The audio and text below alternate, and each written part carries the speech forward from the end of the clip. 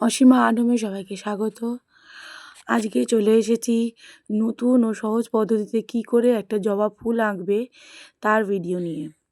তো বন্ধুরা চলুন ভিডিওটা স্কিপ না করে দেখা যাক আমি কি করে জবা ফুলটা আঁকলাম। তো প্রথমেই দেখতে পাচ্ছ বন্ধুরা, প্রথমেই আমি একটা টেঁড়া ব্যাকা ঢ্যাঁকা যেরকম পারবো পাপড়ি আমি করে নিলাম। সেটা আপনারাও করুন, যেরকম হাত সোজা রাখারও দরকার নেই, টেঁড়া ব্যাকা ঢ্যাকা যেরকম পারবেন পরপর পাপড়ি এটা করে নিন।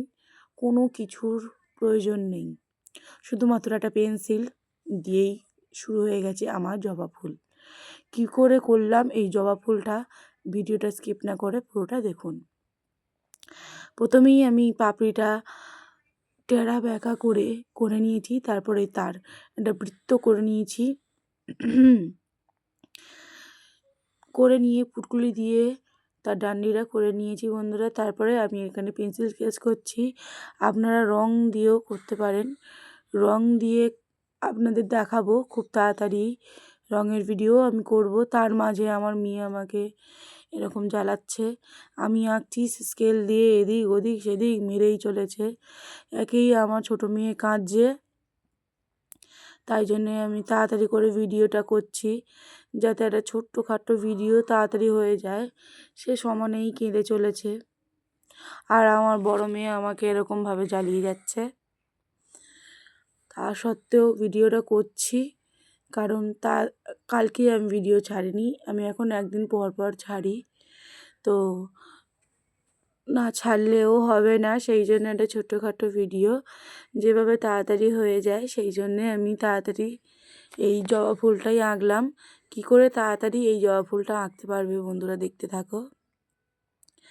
আমি প্রথমে পেন্সিল দিয়ে কোণাগুলো আমি এরকম করে নিয়েছি।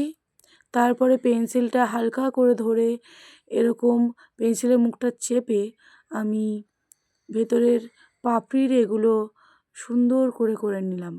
তো বন্ধুরা আমি যেরকম করছি আপনারাও সেরকম করুন, তাহলে একটা সুন্দর জবা ফুল আপনারাও তৈরি করে নিতে পারবেন, আর আপনাদের বাচ্চাদেরও তৈরি করে দিতে পারবেন। তো আমি অনেক সহজ পদ্ধতিতে জবা ফুলটা দেখিয়েছি, আপনারাও বাড়িতে চেষ্টা করুন আর আপনারাও পারবেন। তো আমার ভিডিওটা দেখতে থাকুন যে আমি কি করে এটা করলাম। তারপরে আমি ওর জবা ফুলের বোটাটা করে নিলাম। তারপরে আমি করে নিচ্ছি জবা ফুলের একটা কুঁড়ি।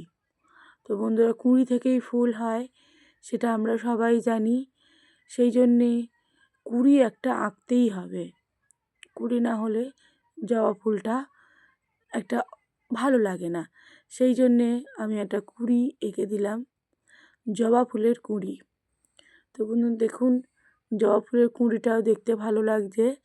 এবার আমি ওটা জবা ফুলের সঙ্গে অ্যাড করে দিলাম। এটাও আমি পেন্সিল স্কেচ করেছি। তারপরে আমি আঁকবো একটা পাতা, জবা ফুলের পাতা, কারণ পাতাটা একটা সৌন্দর্য বজায় রাখে। গাছের মূল জিনিস হলো, আসল জিনিস পাতা। এই পাতার সাহায্যেই গাছেরা রান্না করে খায়, সে আমরা সবাই জানি। পাতার সাহায্যে অনেক গাছের সুবিধা হয়, সেই জন্যে একটা পাতা। তো বন্ধুরা হয়ে গেছে আমার জবা ফুল, তাড়াতাড়ি ও সহজ পদ্ধতি।